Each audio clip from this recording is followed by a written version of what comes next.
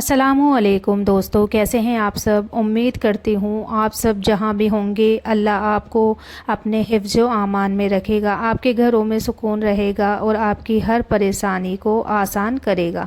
तो दोस्तों, आज शाम का वक्त है और मैं इस वक्त खाना बनाने के लिए किचन में आ गई हूँ। वैसे आज मेरी तबीयत थोड़ी सी ठीक नहीं थी, इसलिए सच कहूँ तो मेरा बिल्कुल भी मन नहीं था कि मैं कुछ बनाऊं।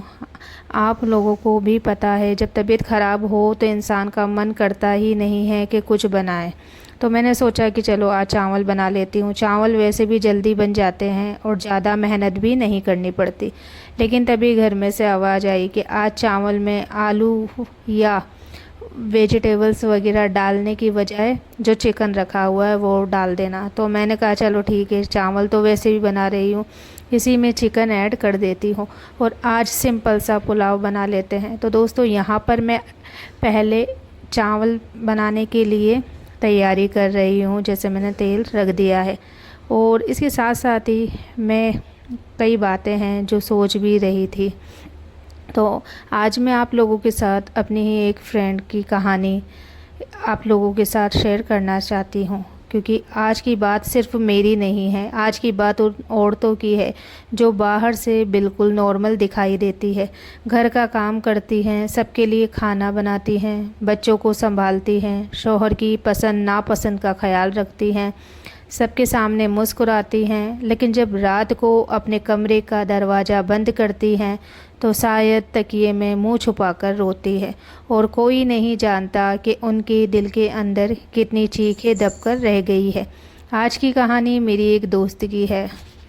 मैं उसकी पहचान बिल्कुल नहीं बताऊंगी, क्योंकि कुछ कहानियाँ ऐसी होती है जिन्हें सुनाना ज़रूरी होता है, लेकिन किसी इंसान की पहचान बताना ज़रूरी नहीं होता। और दोस्तों, आज की कहानी में मैं एक ऐसी औरत की बात करने वाली हूँ जो बहुत परेशान थी, बहुत ज़्यादा, इतनी ज़्यादा कि एक वक्त पर उसे खुद समझ नहीं आता था कि वो अपनी ज़िंदगी जी रही है या बस किसी तरह दिन काट रही है। और उसकी ज़िंदगी में सबसे बड़ा दर्द क्या था? उसका अपना घर। जिस घर को उसने अपना सुकून समझकर अपनाया था, वही घर उसके लिए डर की जगह बन चुका था। उसका शौहर शराब पीता था, शराब पीकर घर आता, गुस्सा करता, बात बात पर लड़ता और कई बार हाथ भी उठा देता। सिर्फ इतना ही नहीं, उसकी ज़िंदगी में दूसरी औरतें भी थी। तो मेरी दोस्त को सब पता था, लेकिन वो हर बार अपने दिल को यही समझाती थी कि शायद एक दिन सब ठीक हो जाएगा। तो दोस्तों, कभी कभी औरत की सबसे बड़ी मजबूरी उसका प्यार नहीं, उसकी सबसे बड़ी मजबूरी होती है उम्मीद। वो उम्मीद कि शायद आज नहीं तो कल, शायद कल नहीं तो अगले महीने, शायद एक दिन उसे उसका शौहर समझेगा, शायद एक दिन वो शराब छोड़ देगा, शायद एक दिन वो दूसरी औरतों से रिश्ता ख़त्म कर देगा, शायद एक दिन वो उसे उसी इज्जत से देखेगा जिसकी वो हकदार है। और इसी शायद के सहारे वो सालों निकाल देती है। तो दोस्तों, इधर मैं अपना खाना बनाने की तैयारी में लगी हुई थी और साथ ही आप लोगों को उसकी बातें भी शेयर करती जा रही हूँ। तो घर, रिश्ते, शौहर, अपनी परेशानियाँ और सबसे आखिर में खुद के लिए तो उसके पास समय ही नहीं था। मेरी दोस्त भी ऐसी ही थी, वो हर किसी के बारे में सोचती थी। अपने शौहर के लिए सोचती, बच्चों के लिए सोचती, घर वालों के लिए सोचती, लेकिन किसी ने शायद कभी उससे ये नहीं पूछा तुम कैसी हो। और अगर पूछा भी तो वो मुस्कुराकर कह देती मैं ठीक हूँ। कितना छोटा सा झूठ है, मैं ठीक हूँ। लेकिन कभी कभी यही तीन शब्द एक औरत के अंदर छिपे हजार आंसुओं को ढक देते हैं। एक दिन उसने मुझे फ़ोन किया, उसकी आवाज़ में बहुत थकान थी। मैंने पूछा क्या हुआ? वो कुछ सेकंड चुप रही और फिर बोली कुछ नहीं। मैंने कहा कुछ नहीं है तो तुम्हारी आवाज़ ऐसी क्यों है? फिर वो रोने लगी। कुछ रोने ऐसे होते हैं जिनमें इंसान को शब्दों की ज़रूरत नहीं पड़ती, सिर्फ आवाज़ सुनकर समझ आ जाता है कि सामने वाला अंदर से कितना टूट चुका है।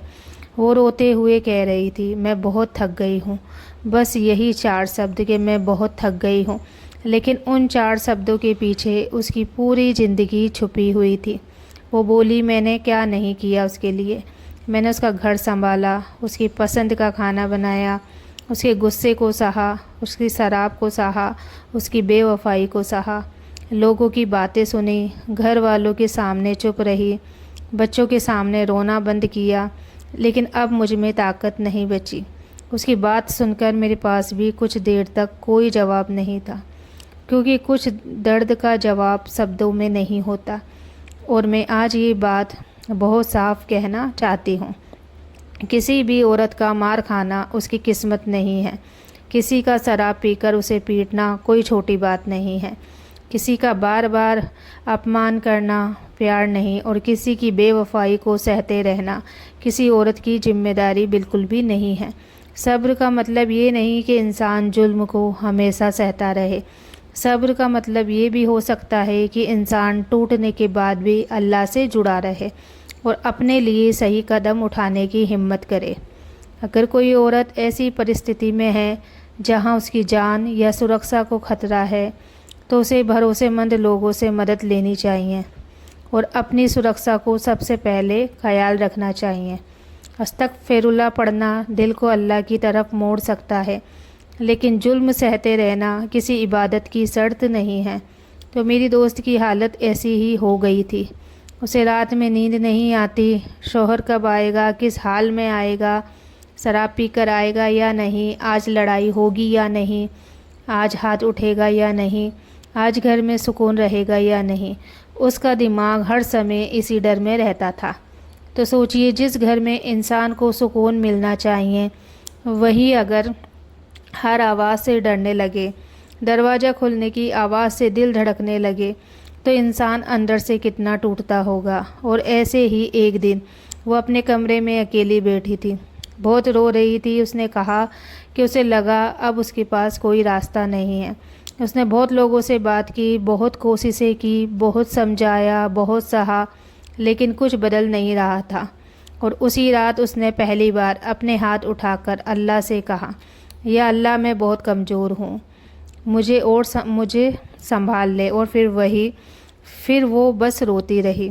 कुछ देर बाद उसने धीरे धीरे पढ़ना शुरू किया, अस्तगफिरुल्लाह अस्तगफिरुल्लाह अस्तगफिरुल्लाह के बारे में उसने काफ़ी वीडियोस यूट्यूब वगैरह पे भी देखी थी, उसके मिरेकल्स भी काफ़ी देखे थे।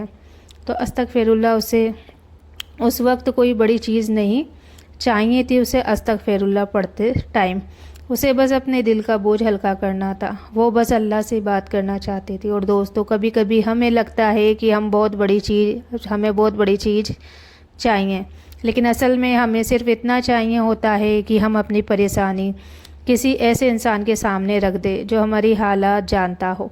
मैं ये नहीं कहूँगी कि उसने अस्तगफिरुल्लाह पढ़ा और अगले दिन उसका पूरा घर बदल गया। ज़िंदगी फिल्मों की तरह नहीं बदलती। हर परेशानी एक रात में ख़त्म नहीं होती, लेकिन कुछ बदलना शुरू हुआ उसके अंदर।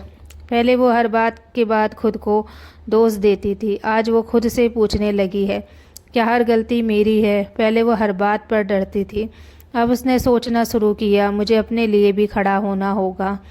पहले वो सिर्फ दूसरों को खुश करने के बारे में सोचती थी, अब उसने पहली बार सोचा कि मेरी ज़िंदगी की भी कीमत है, और शायद यही उसकी पहली जीत थी।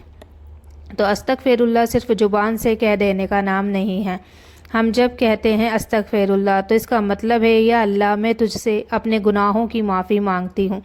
लेकिन साथ साथ इंसान को अपने अंदर भी देखना चाहिए, मैं कहाँ गलत हूँ, मुझे क्या बदलना है, मुझे अल्लाह के करीब कैसे जाना है, मुझे अपने दिल को कैसे साफ़ करना है।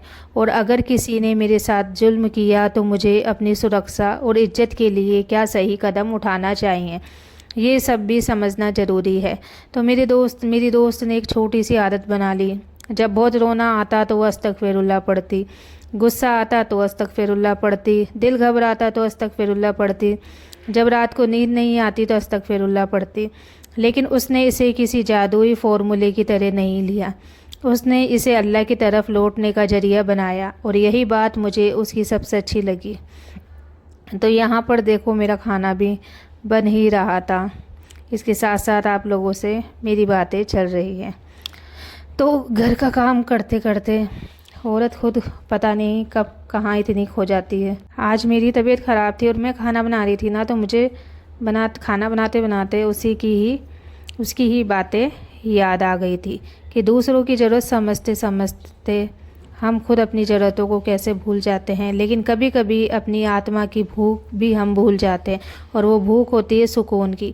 तो मेरी दोस्त ने मुझसे एक दिन कहा, मुझे नहीं पता था मेरा कल कैसा होगा, लेकिन अब मैं अल्लाह से रिश्ता नहीं छोड़ूंगी। उसकी ये बात मेरे दिल में बैठ गई, क्योंकि उसने ये नहीं कहा कि अब मेरी सारी परेशानियाँ ख़त्म हो गई। उसने कहा मैं अब अकेली नहीं हूँ, और शायद फ़र्क यहीं से शुरू होता है। जब इंसान अपनी परेशानी में भी अल्लाह को याद करता है तो परिस्थिति तुरंत बदले या धीरे धीरे, लेकिन इंसान के अंदर उम्मीद बची रहती है। और अगर आप में से कोई औरत आज मेरी ये बात सुन रही है और आपको लग रहा है कि ये कहानी आपकी कहानी है, तो मेरी बहनों, पहले मेरी बात सुनना। आप बेकार नहीं हो, आप किसी बोझ का नाम नहीं हो। आपकी ज़िंदगी की कीमत है, आपकी इज्जत की कीमत है, आपके आंसुओं की कीमत है, और किसी का गलत व्यवहार आपकी कीमत तय नहीं करता है। अगर किसी ने आपको दुख दिया है तो इसका मतलब ये नहीं कि अल्लाह ने आपको छोड़ दिया। कभी कभी इंसान की ज़िंदगी में ऐसे दौर आते हैं जहां उसे समझ नहीं आता कि आगे क्या होगा, लेकिन ऐसे वक्त में अपने रब से रिश्ता मत छोड़ो। धीरे धीरे अपने दिल से कहो कि ये अस्तगफिरुल्लाह अस्तगफिरुल्लाह, और फिर कहो कि अल्लाह मुझे सही रास्ता दिखा, मेरे दिल को सुकून दे, मुझे गलत चीज़ों से बचा, मुझे सही फ़ैसला लेने की हिम्मत दे, मेरे बच्चों की हिफाजत पर फरमा, मेरे घर में अगर मेरे लिए खैर है तो उसे बेहतर कर दे, और अगर कोई रास्ता मेरे लिए नुकसान का है तो मुझे उससे बचा ले। तो ये मेरी फ्रेंड की कहानी थी जिसे आज मैंने आप लोगों को सुनाया है। धीरे धीरे उसकी भी ज़िंदगी बदल गई थी, उसका शौहर भी सुधर गया था, जो ड्रिंक करता था वो भी छोड़ दिया था। बाकी आज के लिए इतना ही। और यहाँ पे देखो मेरे चावल भी बन चुके हैं। मिलते हैं अगली वीडियो में, तब तक के लिए अल्लाह हाफिज़। दुआओं में याद रखना और आप लोग अपना ख्याल रखना।